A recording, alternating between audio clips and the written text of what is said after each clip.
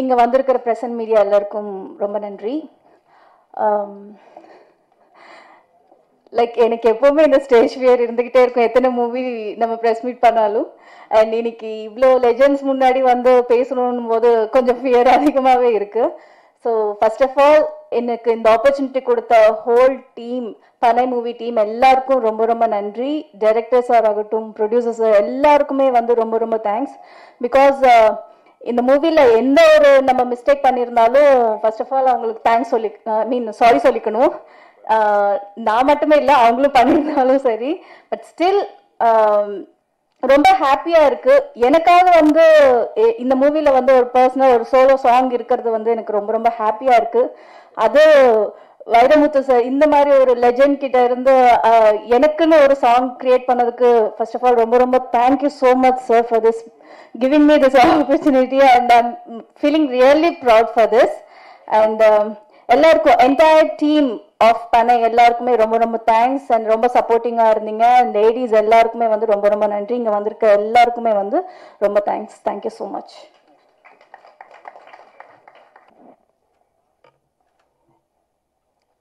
இசை வெளியீட்டு விழாவுக்கு வந்திருக்கும் அனைத்து நல்ல உள்ளங்களுக்கும் என் அன்பார்ந்த வணக்கத்தையும் நன்றியும் தெரிவித்துக் கொள்கிறேன். இந்த விழாவிற்கு தலைமை தாங்க வந்திருக்கும் ஐயா வைரமுத்து அவர்களுக்கு என் வணக்கத்தை தெரிவித்துக் கொள்கிறேன். அவரே நிறைய நேஷ்னல் அவார்ட்ஸ் எல்லாம் வாங்கியிருக்காரு. அவர் இந்த ஃபங்க்ஷனுக்கு வந்திருக்காருன்னா கண்டிப்பாக இந்த படத்துக்கு நிறைய அவார்ட்ஸ் வரப்போகுதுன்னு. அதே மாதிரி பனையோட பயனை பற்றி சார் நிறைய சொன்னார். நிறைய சொல்லும் போது அதையே உன்னிப்பாக கவனிச்சிட்டு இருந்தேன். ஆனால் திடீர்னு 1000 படங்கள்ன்ட்டார். அவர் வாய் முகூர்த்தம் அப்படியே பலிக்கிட்டோம். 1000 படங்கள் நடிக்கலாம். என்ன மூர்த்தி சார்? ஓகே. இங்கே வந்திருக்கிறவங்க எல்லாருமே எனக்கு நிறைய தெரிஞ்சவங்க, கொஞ்சம் தெரியாதவங்க. பனையை பற்றி நான் சொல்கிறத விட ப்ரொடியூசர் சப்ஜெக்ட் எழுதி முதலே வந்து வரவேற்பு உரை சொல்லும் போதே சொல்லிட்டாரு. அடுத்து ஐயா ஸ்பீச் கொடுக்கும் போது அவரோட ஸ்பீச்சை நான் கேட்கணுங்கிறதுக்காக ரொம்ப ஆவலாக இருக்கிறேன். கேமராமேனோட ஒர்க் ரொம்ப அழகாக இருந்தது. ஏன்னா ட்ரெய்லரில் பார்க்கும் போதே அந்த பனைமரங்கள்லாம் இவ்வளோ இருந்ததா. நான் நடித்த பனைமரத்தில் அந்த நிழல் தான். நீங்கள் நினைக்கிற மாதிரி நாங்கள் கேரவன்லேயோ வேறு எங்கேயோ போயிடலாம் இல்லை. அந்த பனை மரத்தோட ஓலை இருக்கு இல்லையா, அது அடியில் தான் நின்று இருக்கணும். ரொம்ப சூடான இடத்துல ரொம்ப கஷ்டப்பட்டு நடித்தோம். அது வந்து ஹீரோயின் பாப்பா அழகாக இருக்குல்ல, நம்ம ஹீரோயின் ரொம்ப அழகாக இருக்கிறா. அந்த பாப்பா சொல்லலை, ஹீரோ சொல்ல மாட்டார். ஏன்னா அவங்க அப்பா தான் பார்ட்னர் இதில், அதனால் அவர் சொல்ல மாட்டார். ஆனால் நான் சொல்லியே ஆகணும் இல்லை. ரொம்ப கஷ்டப்பட்டு நடித்தோம். வெயில், தண்ணி தாகம், ரொம்ப சிரமத்தில் நடித்தோம். எங்களுடைய சிரமத்தெல்லாம் மேலே இருக்கிற பிரபஞ்சம் ஏற்றுக்குச்சுன்னா இந்த படத்துக்கு நிறைய அவார்ட்ஸ் வரணும். ரொம்ப சிரமப்பட, அதாவது அங்கே வேலை செய்கிறவங்களுடைய கஷ்டங்கள் என்னங்கிறத நாங்கள் அங்கே போய் வேலை செய்யும் போது தெரிஞ்சுக்கிட்டோம். அதுக்காக தான் அவர் சொன்னார், ஊடகங்கள்லாம் வந்திருக்கீங்க, நீங்கள் ப்ரொமோட் பண்ணாதான். நீங்கள் எப்படி ஆர்டிஸ்டெல்லாம் ப்ரொமோட் பண்ணுறீங்களோ, யூடியூப்பில் ப்ரொமோட் பண்ணுறீங்க, உங்கள் சேனல்லாம் ப்ரொமோட் பண்ணுறீங்கல்ல, அந்த மாதிரி இந்த படத்தை நீங்கள் ப்ரொமோட் பண்ணிங்கன்னா நிச்சயமாக அங்கே இருக்கிற மக்கள் மட்டும் இல்லை, அவங்க நமக்கு செஞ்சு கொடுக்கறது எல்லாமே நமக்கும் பயனுள்ளதாக வரும். அதை நீங்கள் இந்த படம் பார்த்தா தெரிஞ்சுக்குவீங்க. அதுக்கு தான் அவர் வந்து ரொம்ப ஃப்ராங்காக சொல்லிட்டார், இந்த படத்துக்கு வந்து ப்ரொமோட் பண்ணுங்க, நீங்கள்லாம் சொல்லுங்க அப்படின்னு. நீங்கள் நிச்சயமாக சொல்லுவீங்கன்னு எனக்கு தெரியும். நீங்கள் பார்த்தீங்கன்னா தெரிஞ்சுக்குவீங்க. அதுதான் நான் முதலே சொல்லிட்டேன். ஐயா வைரமுத்து அவர்கள் நிறைய அவார்ட்ஸ் வாங்கினவர். அவர் கையால் அவர் தலைமை தாங்கி நடத்துகிற இந்த விழா அப்படின்னா அப்போ இந்த படத்துக்கு நிறைய அவார்ட்ஸ் இருக்குது. அப்போ அடுத்து நம்ம வந்து சந்திக்கிறது வந்து அவார்ட் ஃபங்க்ஷனில் சந்திப்போம்னு நினைக்கிறேன். இதில் வந்து ஹீரோயின் ரொம்ப அழகாக இருக்காங்க. ஹீரோ வந்து அந்த அந்த இன்னசென்ட், அந்த கேரக்டருக்கு ஏற்ற மாதிரி ரொம்ப இன்னசென்ட்டாக இருக்கார். நல்லா பண்ணியிருக்காங்க. 2 பேருமே ரொம்ப நல்லா பண்ணியிருக்காங்க.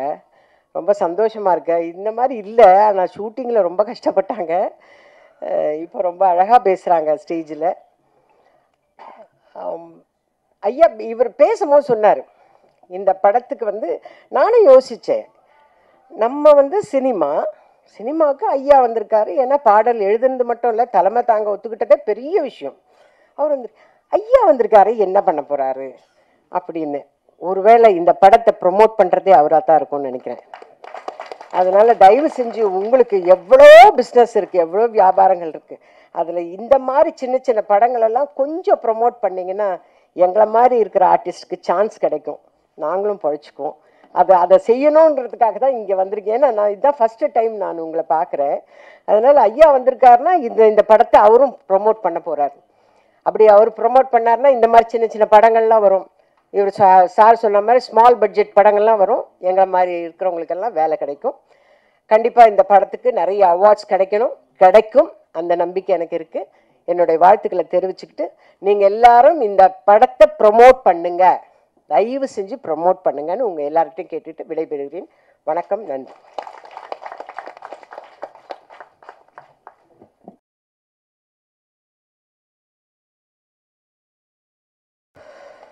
அனைவருக்கும் வணக்கம்.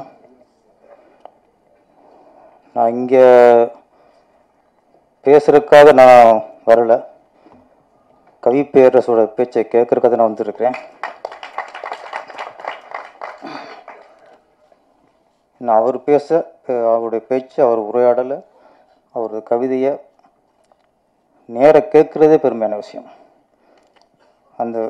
அந்த பெருமை தெரிந்து நான் வந்திருக்கிறேன்.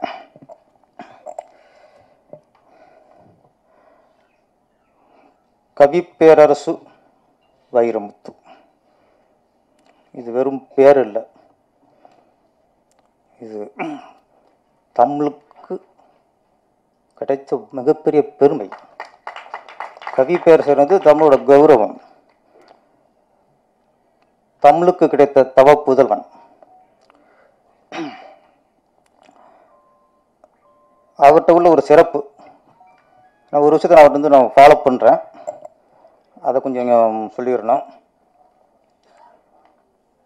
கோடிக்கணக்கில் ரசிகர்களை பெற்றுள்ள பெரிய நடிகர்கள், அவருக்கும் சில ஓப்பனிங் சாங் இருக்கும், அறிமுக பாடல். அந்த அறிமுக பாடல் வந்து அந்த ஹீரோ சம்மந்தப்பட்ட நிகழ்ச்சிகளிலோ இல்லை அவருடைய பிறந்த நாளிலோ, கிராமங்கள் கூட அவர் பிறந்த நாளிலும் கொண்டாடப்படும். அப்படி எல்லா இடங்களிலும் அவர் படங்களில் இடம்பெற்ற டூயட் பாடலாம் அவ்வளோ இருக்காது, அந்த அறிமுக பாடல் தான் இருக்கும்.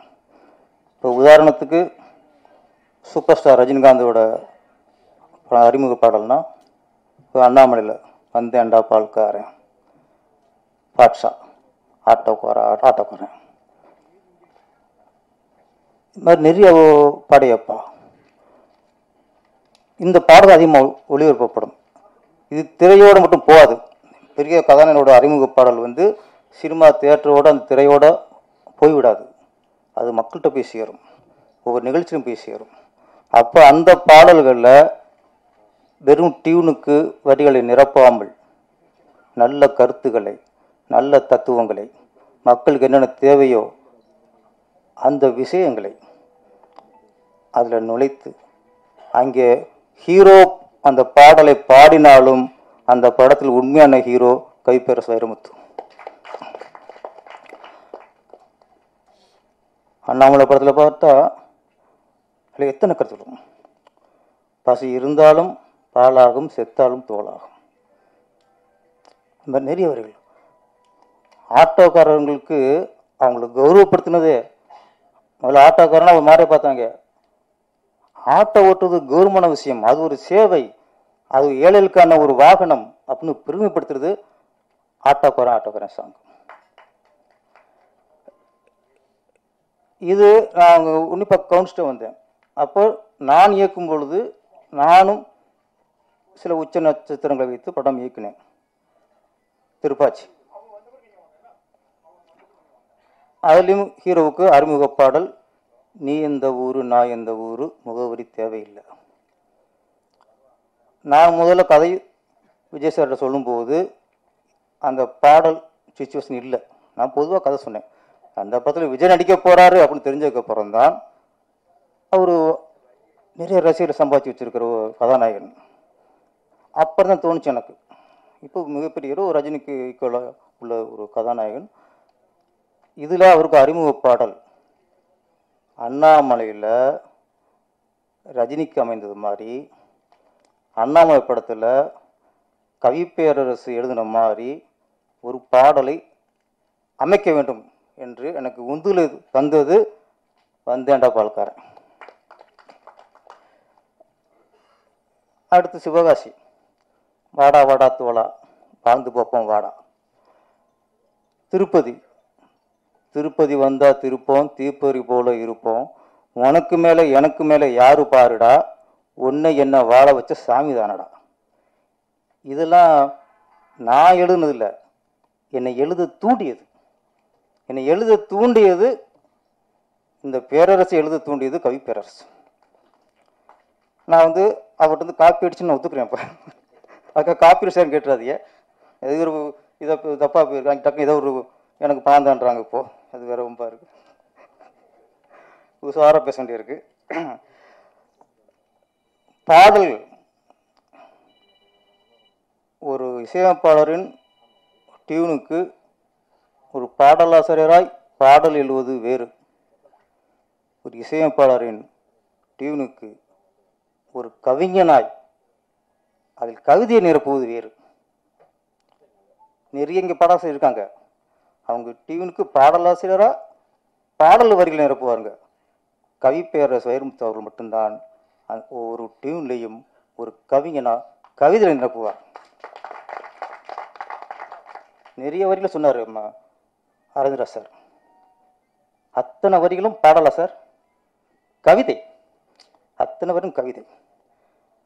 உதாரணத்துக்கு ராஜபார்வையில் கமல்ஹாசன் வந்துக்கு அது பார்வையற்றவர், அந்த கேரக்டருக்கு உள்ளே புகுந்து ஒரு பார்வையற்றனோட சுச்சுவேஷன் அந்த பாடல் கேட்கும்போது நம்மளுக்கு வலிக்கும்.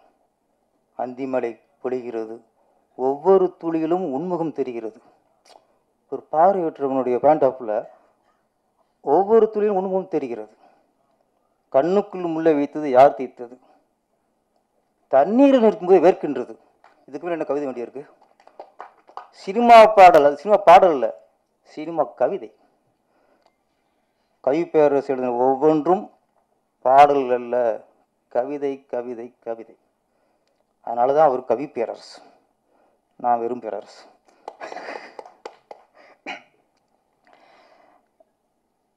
பனை, நம்ம விக்ரம் ராஜா வந்திருக்காருன்னா நான் யோசிச்சு பார்த்தேன், இந்த பனைக்கு திரைப்படத்தை எதுக்கு வரமாட்டாரு, இந்த பனை பாடல் வீட்டில் எதுக்கு வந்திருக்காருன்னு யோசிச்சு பார்த்தேன். அதுக்கு காரணம் கண்டுபிடிச்சிட்டேன். ஒரு காலத்தில் எங்கே பார்த்தாலும், இங்கேருந்து திருச்சி போகிறோம், தஞ்சாவூர் போகிறோம் வச்சுங்களேன், போகிற வழியெல்லாம் கும்பகோணம் டிகிரி காப்பின்னு இருக்கும், பார்த்துருக்கீங்களா? ஒவ்வொரு 5 கிலோமீட்டருக்கும் கும்பகோணம் டிகிரி காப்பி. வரும்போது அப்படி தான், Kumbakonam degree coffee degree coffee. சென்னைக்குள்ள நிறைய இருந்துச்சு, இப்போ அதெல்லாம் காணோம். இப்போ என்ன இருக்குது? கருப்பட்டி காப்பி. அங்கேயே கமிச்சு வச்சிருச்சு. கும்பகோணம் டிகிரி காப்பிலாம் போயிட்டு இன்னைக்கு கருப்பட்டி காப்பின்னு எங்கே பார்த்தாலும் கருப்பட்டி காப்பி தான். கருப்பட்டி இனிப்புங்கிறாங்க, கருப்பட்டியில் பல வகை போடுறாங்க. அப்போ இன்னைக்கு பூரா அன்னைக்கு கருப்பட்டி காப்பிங்கிறது இன்னைக்கு ரொம்ப பிரபலமாக இருக்குது. அதை மேலும் பிரபலப்படுத்தணும். ஒரு வியாபார சங்க தலைவராக நம்ம வியாபாரிகளில் வியாபாரத்தை உயர்த்தணும் அப்படின்னு நம்ம விக்ரமராஜா வந்திருக்காரு நினைக்கிறேன். அவருக்கு வாழ்த்துக்கள். பனை எல்லாருக்கும் சிறப்பாக பேசிட்டாங்க. சில விஷயம் இப்போ சாங் பார்க்கும்போது அப்படியே நம்ம கிராமத்துக்கு வாழ்ந்த வாழ்க்கையை பின்னோக்கி இழுத்து செஞ்சிருச்சு. பதநீர்லாம் இன்னைக்கு கூல்ட்ரிங்க்ஸ் எத்தனையோ பானங்களாக இருக்குது.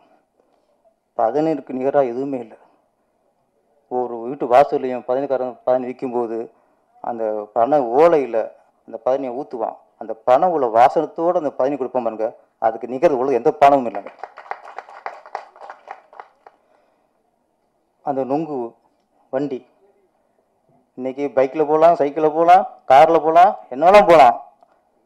அந்த நொங்கு வண்டியை ஊற்றிட்டு தெரிஞ்ச முடியாத காலகட்டம் அதுதாங்க உண்மை சந்தோஷமான காலகட்டம். அதுதான் வண்டி.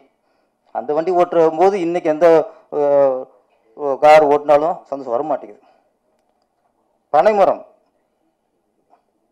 இந்த இளவட்ட கல்லும்பாங்க ஊரில், அது ஒரு இளமையான வயசில் அதை தூக்குறதுக்கு முயற்சி பண்ணுவாங்க, சிலர் தூக்குவாங்க. முதல் முறையில் சிவாஜி தூக்குறதை பார்த்துருப்போம். ஆனால் கிராமங்களில் பனைமரம் ஏறுவது இளைஞருக்கான ஒரு வெற்றியாக இருக்கும், அது ஒரு பெருமையாக இருக்கும். பனைமரம் அது வேறு, நான்லாம் ஏறியிருக்கேன், நெஞ்சை வச்சு வச்சு வச்சு ஏறுறது. அதுக்கப்புறம் சொல்லுவாங்க அந்த கொண்டக்கட்டை தாண்டதும்பாங்க. பனைமரத்துக்கு போயிட்டு அந்த இலைக்கு நடுவில் மேலே உட்காரணும், அதுதான் முழுசாக ஏறணும். ஏற உட்காந்து தான் இதெல்லாம் வெட்டி கீழே சாய்க்க முடியும். நான் அவருடைய ஏறி மேலே உட்காந்துட்டேன், ஹைட்டு அப்படியே ஆடுது. கீழே பார்க்குறேன், பனைமரம் ஒடிஞ்சிருமோன்னு தோணுது எனக்கு. ஆனால் தெரியாதனமா ஏறிட்டோமோ அப்படின்னு மயக்கம் வர வருது. அப்புறம் ஒன்று உஷாராயிட்டேன், கீழேயே பார்க்கக்கூடாது, நொங்கு வேணாம் ஒன்று வேணாம் அப்படின்ட்டு அப்படியே மேலே வானத்தை பார்த்துட்டே கீழே இறங்கினேன். ஏன்னா அவ்வளோ பனைமரம் ஏறுறதே அது ஒரு கவர்மெண்ட் நினைக்கிறது. அப்புறம் இன்னொரு இந்த பனை ஓலைக்கு அது ஒரு அதிசயம் இருக்கு. கவிப்பேரரசு அவர்கள் ஜீன்ஸ் படத்தில் அதிசயத்தை பற்றி நிறைய இருந்தாங்க, ஒவ்வொரு அதிசயமாக இருந்தாங்க. எல்லாத்தையும் விட ஒரு அதிசயம் என்னென்னா பனை ஓலை தான். இந்த பனை ஓலையில் செய்த வீடு மேலே மண் சுவரில் பனை ஓலை இருக்கும், பனை ஓலையில் கூரை போட்டிருப்பாங்க. என்ன அதிசயம்னா வெயில் காலத்தில் அந்த வீட்டுக்குள்ளே படுத்தா அந்த பனை ஓலை வந்து குளிர்ச்சி தரும், வெக்கம் இருக்காது, வேர்க்காது. இன்றைக்கி இப்போ இந்த என்னதான் வசதியாக வீடு கட்டினாலும் வெயில் அதில் நுந்து சுண்ணாம்பு போயிடுது. ஏசிலாம் இன்றைக்கி மனசு இருக்க முடியாது. கூரை வீட்டுக்கு ஏசி பனை ஓலை. சரி, ஓகே, வெயில் காலத்துலாம் அப்படி இருக்குது. அப்போ மழை காலத்தில் இன்னும் குளிருமே? அதான் இல்லை. மழை காலத்தில் ஹீட்டை தரும், வெப்பத்தை கீழே இறக்கும், குளிராது. இப்போ நம்ம யூஸ் பண்ணுற ஏசிலாம் ஒன்லி கூலிங்கு மட்டும்தான் தரும், பனை ஓலை தான் வெப்பத்தையும் தரும், குளிர்ச்சியும் தரும். இது உலக அதிசயத்தனை. அந்த அதிசயத்தை தாங்கினதான் பனை மரம். பாடல் கவிப்பேரரசு இந்த பனையை பற்றி எழுந்த பாடலில் சில வரியை படிக்கும்போது பகிர்ந்துச்சு. பனை மரம் இல்லை என்றால் பறவை எங்கே போயிருக்கும். அடுத்த வரி, பனை ஓலை இல்லை என்றால் தமிழ் அழிந்து போயிருக்கும். என்னங்க அப்போ பனை ஓலை இல்லைன்னா ஊவே சாமிநாத ஐயர் எதை பதிவிச்சிருப்பா, எதை புதுப்பிச்சு தமிழை புதுப்பிச்சிருப்பாரு, அழிஞ்சு போயிருக்கும். சிலப்பதிகாரம் இருந்திருக்காது, திருவாசகம் இருந்திருக்காது, திருக்குறளும் இருந்திருக்காது, தமிழின் அடையாளமே இருந்திருக்காது. அதை காப்பாற்றியது பனை ஓலை. இதை விட சிறப்பு பனைமரத்துக்கு எதுவுமே இருக்க முடியாது. இன்னைக்கு திருவள்ளுவருக்கு சிலர் வெள்ளாடை பூணிக்கலாம், சிலர் காவி ஆடையை உடுத்தலாம், சிலர் இருக்காங்க கருப்பு ஆடையும் அணிவிக்கலாம். நீங்கள் எந்த ஆடையெல்லாம் அணிவிச்சுங்க, திருவள்ளுவர் கையில் இருக்கிற பனை ஓலை யாரு அழிப்பீங்க? அது தமிழ் யாது. நீங்கள் திருவள்ளுவர் கடலை மாற்றலாம், அவர் கையில் இருக்க பனை ஓலையை மாற்றவே முடியாது. அது தமிழின் அடையாளம். இவ்வளவு சிறப்பு இருக்கு திருவள்ளுவர். இன்னைக்கு திருவள்ளுவர் அவர் திருநீர் அழிஞ்சிருக்காரா, அந்த ட்ரெஸ் போட்டிருக்காரு, எந்த ட்ரெஸ் போட்டிருக்காரு, அதெல்லாம் இல்லை. எங்கள் திருவள்ளுவர் பனை ஓலையை தாங்கியிருக்கிறார், தமிழை தாங்கியிருக்கிறார். அந்த சிறப்பு என்றும் எங்கள் தமிழுக்கு இருக்கு. இவ்வளவு சிறப்பு, இது எல்லாத்தோட சிறப்பு இந்த படத்துக்கு கவிப்பேரரசு பாடல்களிலிருந்து அதை விட சிறப்பு இந்த நிகழ்ச்சிக்கு. அது வந்து பொறுமையா சொற்க பேசுனதெல்லாம் தாங்கிக்கிட்டு, நான் பேசுனதெல்லாம் அதோட நான் பேசுனதெல்லாம் தாங்கிட்டு, அந்த பொறுமை இருக்காருல்ல, அவர் பொறுமை பேரரசு. ஓகே, இந்த படம் மிகப்பெரிய வெற்றியடைய என்னுடைய வாழ்த்துக்கள். நன்றி, வணக்கம்.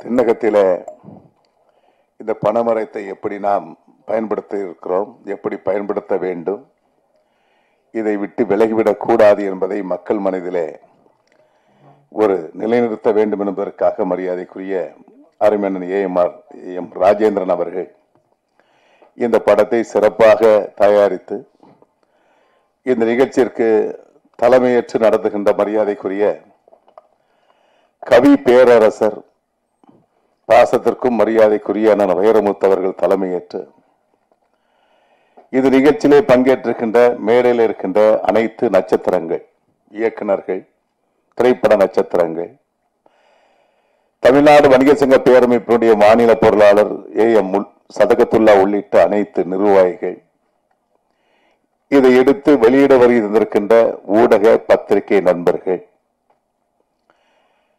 இதை பார்த்து கொண்டிருக்கின்ற அனைத்து சகோதரர்களுக்கும் என்னுடைய சார்பாகவும் தமிழ்நாடு வணிக சங்க பேரமைப்பின் சார்பாகவும் வாழ்த்துதனை தெரிவித்துக் கொண்டு, இன்று பனைமரம் என்பது ஒரு காலகட்டத்தில் மிக சாதாரணமாக எளியவனாக தெரிந்தது. அப்ப எளியவர்கள் பயன்படுத்திய பொருள் இந்த பனை பொருள்.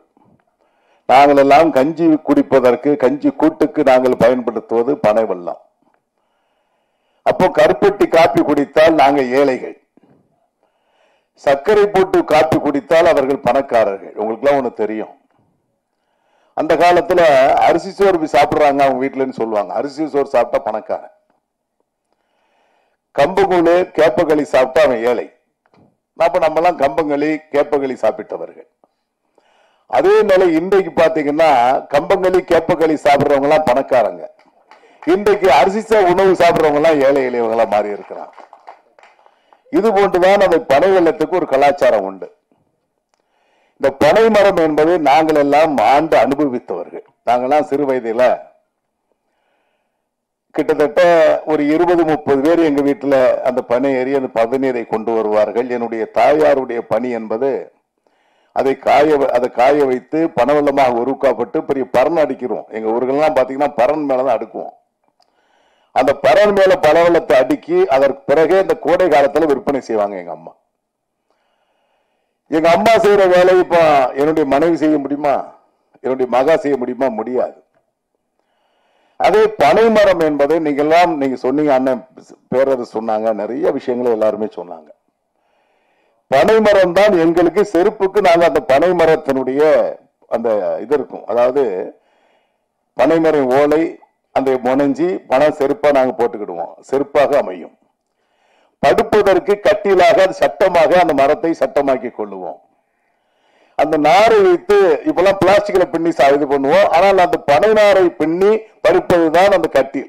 அந்த கட்டில படுத்தீங்கன்னா அவ்வளவு சுகமா இருக்கும். சரியாக கோடை வெயில்ல நாங்களே என்ன செய்வோம்னா பனைமரத்தினுடைய செய்யப்பட்ட அந்த கட்டில நனைச்சிருவோம். அப்படியே ஒரு அரை பக்கெட் தண்ணி ஊத்துனா நல்லா நனைஞ்சு போயிடும். அப்படியே படுத்தீங்கன்னா அதான் ஏசிங்க. அந்த ஏசி இப்ப காசு கொடுத்தாலும் கிடைக்காது.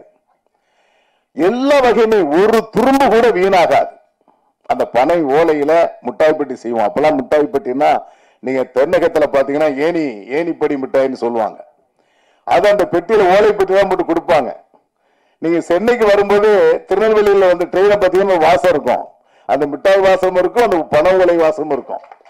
அந்த பனை ஓலையை சாப்பிட்டா அந்த அளவிற்கு அனைத்து உணர்வுகளையும் நாம் வெளிப்படுத்த முடியும். அத இயக்குனர் பேரரசு சொன்னாங்க, அந்த பனை ஓலையில பதநீர் குடிப்பது என்பது அவ்வளவு சுகம். நீங்க நுங்கு பாத்தீங்கன்னா எல்லா சென்னையில எல்லா இடங்களும் நுங்கு மக்கள் சாப்பிட ஆரம்பிச்சுட்டாங்க. இப்பதான் வெளிநாட்டுக்காரன் ஆராய்ச்சி கண்டுபிடிச்சு, அமெரிக்காவில் ஒரு ஆராய்ச்சி கூடம் கண்டுபிடிச்சு சொல்றாங்க, பனை கிழங்கு சாப்பிட்டால் கேன்சர் வராது என்பதை கண்டுபிடித்து சொல்றாங்க. பனங்கிழங்குக்கு அவ்வளவு ஊத்திங்க. நாங்கெல்லாம் எங்க ஊருக்கு எந்த பகுதிக்கு சென்றாலும் பனங்கிழங்க நாங்கெல்லாம் ஒடிச்சு எங்க அம்மா என்ன பண்ணுவாங்கன்னா நல்லா காய போட்டு மண்பானையில போட்டு வச்சிருப்பாங்க. 360 நாள் எங்க வீட்டுல கிழங்கு இருக்கும். 365 நாட்களும் அப்பெல்லாம் அந்த குளிர்பானம் செய்யப்பட்ட ஃப்ரிட்ஜ் கிடையாது எங்க வீட்டுல, அதெல்லாம் கிடையாது. எல்லாம் மண்பானை தான் நமக்கு தேவையான ஐட்டத்துல. அன்றைக்கு இந்த சுகாதாரம், அன்றைக்கு இருந்த உணவு இப்போ அப்படியே தலைகளை மாறி அன்னை சொன்ன மாதிரி பணம் கருப்பட்டி காப்பி என்று போர்டு போட்டு விற்கக்கூடிய நிலை ஏற்பட்டிருக்கு. அதுல பாட்டுல பல வரிகளை நான் ரசிச்சிருக்கோம். ஆனா ஒரு வரியில எங்க பேரரசு கவி பேரரசு எழுதுறாங்க, பனை வெல்லம் வியாபாரிகள் ஒரு கலப்படம் ஏற்படுகிறது சொல்றாங்க. அந்த வரியில ஒரு இடம் இருக்கிறது. ஆனால் வியாபாரிகள் கலப்படம் செய்வதல்ல, அதற்கு நீங்க சட்டமே இருக்கு. நீங்க அண்ணன் சொல்ற நீங்களாம் முடிவு எடுக்கணும். எண்ணெய் கலப்படம் இல்லாத எண்ணெய் யாராவது சாப்பிடுறீங்களா? இப்போ யாராவது வந்திருக்கிறவங்க கலப்படம் இல்லாத எண்ணெய் யாராவது சாப்பிடுறீங்களா? ஒரு முறை ஒரு ஊடகத்தினுடைய செய்தியாளர் என்னுடைய கேள்வி கேட்கிறாங்க, ரஷ்யாவில் போர் இருக்கு, பாம் ஆயிலும் சன்ஃபிளவர் ஆயிலும் விலை கூடி இருக்கு, ஏன் தேங்காய் எண்ணெய் விலை கூடுதுன்னு கேட்டாங்க. நான் ஒரே பதில் சொன்னேன், பாம் ஆயில் விலை கூடினால் தேங்காய் எண்ணெய் விலை கூடும், கடல் எண்ணெய் விலையும் கூடின்னு சொன்னேன். அப்புறம் என்ன அர்த்தம்? பாம் ஆயில கலந்தாதான் தேங்காய் எண்ணெய், பாம் ஆயில கலந்தாதான் கடல் எண்ணெய். சட்டம் சொல்லுதுங்க, இனிப்போட இனிப்பை கலந்து கொள்ளலாம். அதனாலதான் நாங்கெல்லாம் பணவெல்லாம் சாப்பிடுறதுக்கு இப்ப உண்மையிலேயே நாங்கெல்லாம் சென்னையில ஊர்ல பணவெல்லாம் வாங்கினா கரெக்டா ஒரு ஆள்கிட்ட சொல்லி 1 கிலோ 320 ரூபாய் கொடுத்து வாங்குறோம். எவ்வளவு? ஆனா நம்ம ஆட்கள் என்ன செய்யறாங்கன்னா பணவெல்லாம் 160 ரூபாய் போட்டு போட்டு விற்பான். அது பனை வெல்லம் அல்ல, சர்க்கரையோடு கலந்துதான் பணவெல்லாம். சில ஊர்கள்ல பாத்தீங்கன்னா தேன்கூடு, தேன் எல்லாம் சுத்தமா இருக்கும்னு நினைப்போம். ஆனா தேன்கூடு வளர்க்கிறவங்க வீட்டுல சக்கரை மூட்டை இருக்கும். பாத்திருக்கீங்களா நீங்க? சக்கரை மூடை கொட்டி வச்சிருவாங்க. அந்த எடுத்து தேன் எடுத்து விரைவாக தேன் தரும். அது உடம்புக்கு உகந்ததல்ல. எங்க ஊர்ல எல்லாம் நாட்டு உடன்னு இருக்கும், நாட்டு உடை, அதுல உடமணின்னு இருக்கும். அந்த நாட்டு தழுவையும் உடமணியையும் நம்ம ஆடு சாப்பிடும், வெள்ளாடு. அந்த வெள்ளாட்டு இறைச்சி நம்ம சாப்பிடுவோம். இன்னைக்கு சாப்பிட்டீங்கன்னா நாளை வரை அந்த வாசம் கையில் இருக்கும். இப்ப இருக்கா? இருக்காது. ஒவ்வொரு விஷயத்தையும் இந்த பனைமரத்தை நம்ம சொல்லலாம். உண்மையிலேயே நான் ராஜேந்திரன் அவர்கள் இந்த நிகழ்ச்சி என்னை அழைச்சாங்க மகேஸ்வரன் மூலமா. நாங்க சினிமா துறைக்கு எங்களையே அழைக்கிறீங்கன்னு கூட நான் கேட்டது உண்டு. இப்போ அருமை சகோதரி அம்மா வடிவிக்கரசி அம்மா சொன்னாங்க, நாங்க வந்திருக்கிறோம் எப்படியாவது விலை வித்துருவோம்னு சொல்லியிருக்காங்க. ஏன்னா அவங்கள பார்த்தாலாம் எங்களுக்கு முதல் மரியாதை ஞாபகம் தான் வரும். ஏன்னா ஒரு அற்புதமான நடிகை. நீங்க பல படங்களை நாங்க பார்த்திருக்கிறோம். அவங்க நடிப்பு என்பது மறக்க முடியாத வடிவுக்கரசியா இருப்பாங்க. அது ஒவ்வொரு திரை நட்சத்திரங்களும் இங்கு குறிப்பிட்டாங்க. பனை மரத்தை நாங்க அனுபவிச்சு சொல்றோம், அவங்க அனுபவிக்காம சொல்லி இருக்கிறாங்க. அந்த பதநீர் குடிச்சு, நான்லாம் பதநீர் குடிச்ச உடம்பு. ஏன்னா பதநீர் நாங்க ஏன் குடிச்சோம்னா பசியை அடக்குவதற்காக குடிச்சோம். நாங்க 3 வேளையும் பயணி குடிச்சிருப்போம், 3 வேளையும் சாப்பிட மாட்டோம், பயணி குடிச்சிருப்போம். ஆனா அதன் பிறகுதான் தெரியுது 120 கிலோ உப்பு மூடைய நான் தோல்ல சுமந்திருக்கேன். 120 கிலோ உப்பு மூடை, அன்றைக்கு வெயிட் ஒரு மூடைன்னு சொன்னா 120 கிலோ, அது தோல்ல சுமந்திருக்கும். அதுக்கு பலம் கொடுத்தது யாரு? பதநீர். நல்லா புரிஞ்சுக்கிடுங்க, பதநீர் தான் என்னுடைய உடம்புக்கும் எலும்புக்கும் தசைக்கும் வலு கொடுத்திருக்கிறது. இன்னைக்கு பிள்ளைகள்லாம் 25 கிலோ மூடம்பாங்க. என்னடா ஒரு மூடைக்கு 25 கிலோ தான், அவன தூக்க சக்தி இல்லை. அந்த அளவிற்கு இன்று பாத்தீங்கன்னா தமிழகம் முழுவதும் வேலை வாய்ப்பு இல்லைன்னு சொல்லுவாங்க. ஆனா வேலை வாய்ப்பு நிறைய இருக்கிறது. ஒரு கட்டத்தில் என்னை கூட விக்ரமராஜா இதை கேட்க மாட்டாரா, வட இந்தியர்களுக்கு வேலை தருகிறார்களே என்று சொல்லலாம் குற்றச்சாட்டு சொன்னார்கள். நான் இப்பவும் சொல்றேன், எல்லாரும் அமர்ந்திருக்கிறீங்க. இந்த மண்ணில் பிறந்த மைந்தர்களுக்கு வேலை தருவதற்கு நாங்க தயாராக இருக்கிறோம். முன்பெல்லாம் கடைகள்ல வேலைக்கு ஆள் வேண்டாம் என்ற போர்டுதான் பார்த்திருப்பீங்க. இன்றைக்கு வேலைக்கு ஆள் வேண்டும் என்று போர்டு இருக்கிறது. சாதாரணமா படிப்பே தேவையில்லைங்க. மினிமம் 15,000 ரூபாய் சம்பளம், 3 வேளை சாப்பாடு, தங்கு இடம் கொடுக்கிறோம். ஸ்கேல் 25,000 ரூபாய் ஸ்கேல் வரும் ஒரு ஆளுக்கு. அதை தாண்டா 20,000 ரூபாய், 25,000 ரூபாய், 30,000 ரூபாய், 40,000 ரூபாய், 1 லட்சம் ரூபாய் சம்பளம் கொடுத்துக்கிட்டு இருக்கோம். ஆனா இது வேலை செய்யறதுக்கு நம்ம ஆட்கள் எங்க இல்ல, உடம்பில் வலு இல்லை. ஆகவேதான் வெளி மாநிலத்தவரை நாம் இறக்க வேண்டிய நிலை இருக்கிறது. இதை புரிந்து கொள்ளுங்க. ஏன் சொல்றேன்னா சத்தான பானம் பனை வெல்லம். பதநீர் பனை மரத்தை அரசு தேசிய மரமாக அறிவித்திருக்கிறது. இந்த பனைமரத்தை பாதுகாக்கணும், பனைமரம் நம்மை பாதுகாக்கும். இது உணவு விஷயத்துல பாதுகாக்கும் ஒண்ணு. இன்னொன்னு என்ன பாதுகாக்குதுன்னா, நம்ம ஊர்கள்லாம் வயல்வெளி கரையோரமான வாய்க்கால் கரையோரமாக, குளத்து ஏரி கரை ஓரமாக பனைமரத்தை நட்டிடுவாங்க. அந்த பனைமரம் வேறு பார்த்தீங்கன்னா எல்லா பக்கம் பிடிச்சுக்கிடும், ஸ்ட்ராங்கா இருக்கும், உடப்பு ஏற்படாது. எவ்வளவு தண்ணி ஏறினாலும் எந்த வகையில அந்த கரை உடையாது. இதற்கு பாதுகாப்பு தருவது பனைமரம். ஆகவேதான் இந்த பனைமரத்தை நாம் பாதுகாக்க வேண்டும் என்பதற்காக இந்த படத்தையே பனை என்ற பெயரிலே இவங்க தயாரிச்சிருக்கிறாங்க. மரியாதைக்குரிய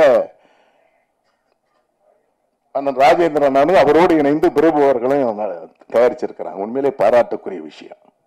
ஆனா இந்த படத்தை வெற்றி படமாக்கப்பட வேண்டும். நான் கூட கேட்டேன், ஜெயித்திரலாமான்னு கேட்டேன். ஜெயித்திரலாம் அப்படி நம்பிக்கை இருக்கு. நம்பிக்கை தான் வாழ்க்கை. ஒரு திரைப்படத்தை தென்னகத்திலே பிறந்து எங்க ஊர் பக்கத்து ஊர் தான் அவர் சொந்த ஊர். அவர் சொந்த ஊர் தான் பரிகரசியம்மா சொன்ன மாதிரி சுடுமண்ணு. நாங்களாம் அந்த மணல்ல வந்து செருப்பு போடுறதுக்கு எங்கிட்ட காசு இருக்காதுங்க. நடந்து போவோம். போகும்போது முள்ளு குத்திரும். முள்ளு குத்தினாலும் அந்த வலியை தாங்கிக்கிட்டு சோறு அந்த வேகமா ஓடி எங்கேயும் மணல்ல போய் நிற்போம். கால் அப்படியே கொதிக்கும். ஆனா அன்று நாங்கள் ஓடியது ஒருவேளை உணவுக்காக ஓடினோம் சுடுமண்ல. இன்று அந்த சுடுமண்ணையும் பனையும் பாதுகாக்க வேண்டும் என்பது ராஜேந்திரனுடைய நோக்கத்தோடு ஒரு பனை என்ற பெயரிலே படத்தை எடுத்திருக்காங்க. ஏன்னா திரைப்படம் மூலமா வந்துச்சுன்னா மக்கள் மத்தியில வேகமா போய் சேரும். அதுதான் இங்கு மரியாதைக்குரிய கவி பேரரசருடைய ஒவ்வொரு வரிகளை இங்க சொன்னாங்க. ஊமை விழிகளுடைய அண்ணன் அரவிந்த் அவர்கள் சொன்னாங்க, அழகா சொன்னாங்க. நான் கூட இன்னைக்குதான் படத்துல பாட்டுல இவ்வளவு அர்த்தம் இருக்கான்னு இப்பதான் எங்களுக்கே தெரியுது. ஒவ்வொரு பாட்டையும் ரசிச்சு கேட்கும் போதும் இது மாதிரி அர்த்தங்களை புரிஞ்சுக்கிட்ட போதும் நமக்கு புரிகிறது. இது போன்றுதான் பனை மரத்தை நீங்கள் எல்லோரும் பாதுகாக்கப்பட வேண்டும். அந்த பனை மரத்தில் துரும்பில் இருந்த ஒரு பொருள் கூட வீணாகுவது இல்லை. அனைத்து பொருளுமே பயனுள்ளது பனை மரம். நாங்கெல்லாம் சொல்லுவோம், எங்க அப்பா சொல்லுவாங்க சின்ன வயசுல, அந்த பனை மரத்தினுடைய வரக்கூடிய பதநீர் என்பது பத்திரகாளி அம்மனுடைய பால் என்று சொல்லுவார்கள். ஆமா, பத்திரகாளி அம்மனுடைய பால் அது என்று சொல்லுவார்கள். இப்படிதான் எங்க குடும்பத்தில எல்லாம் அந்த பதநீர்களை நாங்க அப்படி வணங்கி நாங்கெல்லாம் சாப்பிட்டு உடம்பு வளர்த்திருக்கிறோம். ஆனால் இன்று பனை வெள்ளத்தை கலப்படம் இல்லாம வாங்க வேண்டும் என்று சொன்னா நாங்க தேடி அலைஞ்சுக்கிட்டு இருக்கோம். எங்க ஊர்ல உண்மை நிலைமைதான். எங்க எட்டு எங்களோடு வந்திருந்தார். எப்படியாவது ஒரு தேடி நான் சொல்லி, அப்பா ஒரிஜினலா கொடுத்துருங்கப்பா, கிலோ 320 ரூபாய் வாங்கிக்க. ஆனா நீங்க மக்கள் புரிந்து கொள்ள வேண்டும். இந்த மேடையில ஒரே ஒரு வரியை சொல்லி நிறைவு செய்யறேன். ஆனா இந்த மேடை அதுக்கு இல்ல, இருந்தாலும் ஊடக நண்பர் நிறைய பேர் இருக்கிறீங்க. என்றைக்கு சன்ஃபிளவர் ஆயில் நம்மகிட்ட வந்துச்சோ, என்றைக்கு பாமாயில் இறக்குமதி நம்ம செய்யப்பட்டமோ, அதன் பிறகு தமிழகத்தினுடைய பெண்களுடைய நடை என்னாச்சுமா மாறிடுச்சுல்ல. எந்த சகோதரியாவது நல்ல சகோதரர் ஸ்ட்ரைட்டா நடக்கிறாங்களா பாத்தீங்கன்னா முடியல. முட்டுக்கால் போச்சு, இடுப்பு போச்சுன்றீங்க. இதுக்கு என்ன காரணம்னா, நீங்க விலை குறைச்சலா வாங்கக்கூடிய பாமாயிலும் சன்ஃபிளவர் ஆயிலும் தான் காரணம். சுத்தமான நம்ம மண்ணில் விளைந்த கடல் எண்ணெயும் எள்ளில் விளைந்த நல்லெண்ணையும் தேங்காய் சாப்பிட்டீங்கன்னா உங்களுக்கு நோய் வந்திருக்காது. மருத்துவர்கள் தான் நம்ம எல்லாம் பயங்காட்டி அந்த எண்ணெய் விட்டு வேற எண்ணெய்க்கு போங்கடான்னு சொல்லிட்டாங்க. ஏன்னா அவங்களுக்கு ஃபைல் கூடும். ஏன்னா ஒவ்வொரு பேஷண்ட்டும் போய்கிட்டே இருக்கும், ஃபைல் கூடிக்கிட்டே இருக்கு. ஆனா இதை நீங்கள் மீண்டும் மாற்ற வேண்டும். மாண்புமிகு தமிழக முதலமைச்சரிடத்திலே நாங்கள் கோரிக்கை வைத்திருக்கிறோம். தேங்காய் எண்ணெய், கடல் எண்ணெயை நீங்க ரேஷன் மூலமாக என்ன செய்யணும், விற்பனை செய்ய வேண்டும் என்ற கோரிக்கையை வலியுறுத்தி இருக்கிறோம்.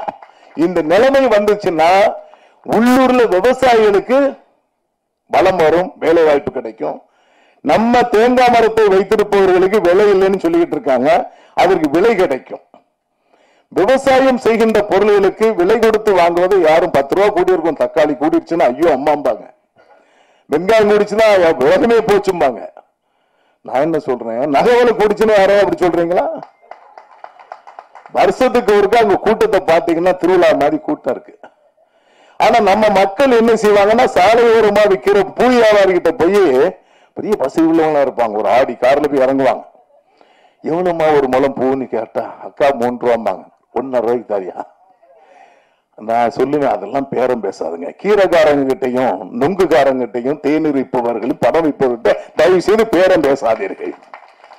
உனக்காக வெயிலிலே காத்து கிடந்து சாலையோரமாக உட்கார்ந்து உன்னுடைய எண்ணத்தையும் தேவைகளையும் பூர்த்தி செய்கின்ற சாமானிய வணிகன், அவனை போய் நீ பேரம் பேசாதி கொச்சைப்படுத்தான்னு சொல்லுவேன். மரியாதைக்குரிய கவி பேரரசு ஐயா அவர்கள் கடந்த மே 5 மாநில மாநாடு மதுரையிலே பல லட்சம் மணிகளை திரட்டி நாங்கள் ஒரு மாநாடு நடத்தினோம்.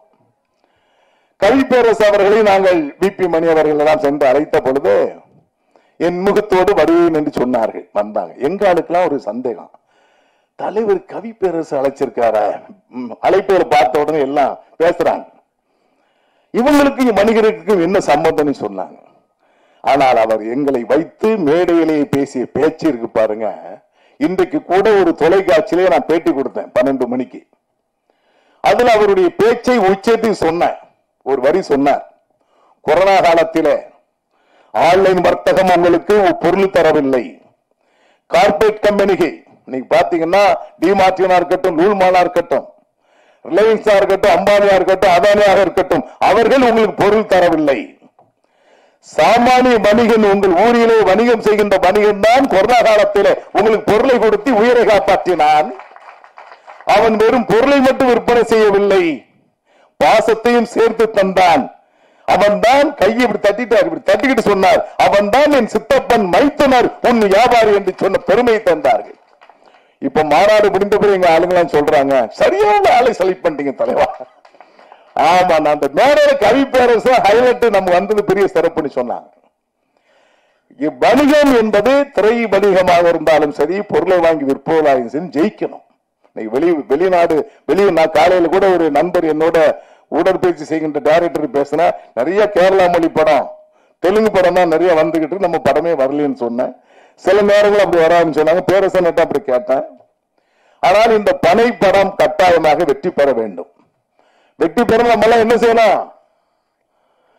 எல்லா சினிமாவும் போய் வீட்டுல பாத்துருவோம். ஆனா இது தியேட்டர்ல போய் பார்க்கணும். நீங்க வீட்டுல பாக்குறதுக்கு முன்னாடி தியேட்டர்ல போய் பார்க்கணும். உங்க நண்பர்கள் அழைச்சிட்டு போனோம்.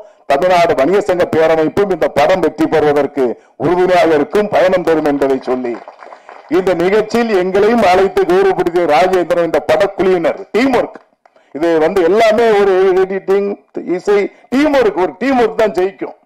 நல்ல டீம் அமைஞ்சிருக்கிறாங்க. நடிகையிலிருந்து நடிகர் வரை இன்முகத்தோடு அற்புதமா டீம் அமைஞ்சிருக்கிறாங்க. இந்த டீம் எடுத்த முயற்சி கட்டாயமாக வெற்றி பெறும். எல்லாவல்ல இறைவன் இதுக்கு துணை இருப்பார். உங்களுக்கு தமிழ்நாடு வணிக சங்க பேரமைப்பும் துணை இருக்கும் என்பதை சொல்லி நான் வாய்ப்புக்கு நன்றி கூறி அமைகிறேன். நன்றி, வணக்கம்.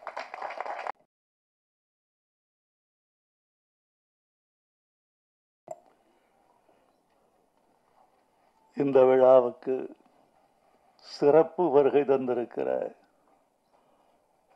தமிழ்நாடு வணிகர் பேரமைப்பின் பெருந்தலைவர், கருப்பு நெருப்பு என்று எங்களால் அழைக்கப்படும் விக்கிரமராஜா அவர்களே, தயாரிப்பாளர் ராஜேந்திரன் அவர்களே, இயக்குனர் ஆதி ஆறுமுகம் அவர்களே, படத்தில் பங்கு கொண்ட கலைஞர்களே, படக்குழுவை சேர்ந்த நண்பர்களே, மேடையில் அமர்ந்திருக்கும் மேன்மைக்குரிய பெருமக்களே, இந்த விழாவில் பனை படத்தினுடைய பாடல்களை பாராட்ட வந்து என்னுடைய ஆதி வரிகளையெல்லாம் இந்த அவைக்கு எடுத்து சொல்லி என்னையும் களிப்புறச் செய்திருக்கிற இயக்குனர் அரவிந்தராஜ், பேரரசு, அம்மையார் வடிவுக்கரசி அவர்கள், இன்னும் பெருமைக்குரிய பெருமக்கள் அனைவருக்கும் என் அன்பான வணக்கத்தையும், ஊடக நண்பர்களுக்கும்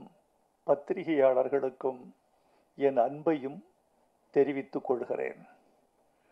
நண்பர்களே, இந்த விழா வித்தியாசமாக தொடங்கி வித்தியாசமாக நடந்து மிக மாறுபட்ட முறையில் முடிந்திருப்பதாக நான் கருதுகிறேன். ஒரு படத்தின் பாடல்கள், ஒரு படத்தின் கலைக்கூறுகள், ஒரு படத்தின் அழகியல், இவற்றோடு முடிவதுதான் ஒரு திரைப்பட பாட்டு வெளியீட்டு விழாவின் சம்பிரதாயங்கள் அல்லது கண்மூடித்தனமான மரபுகள்.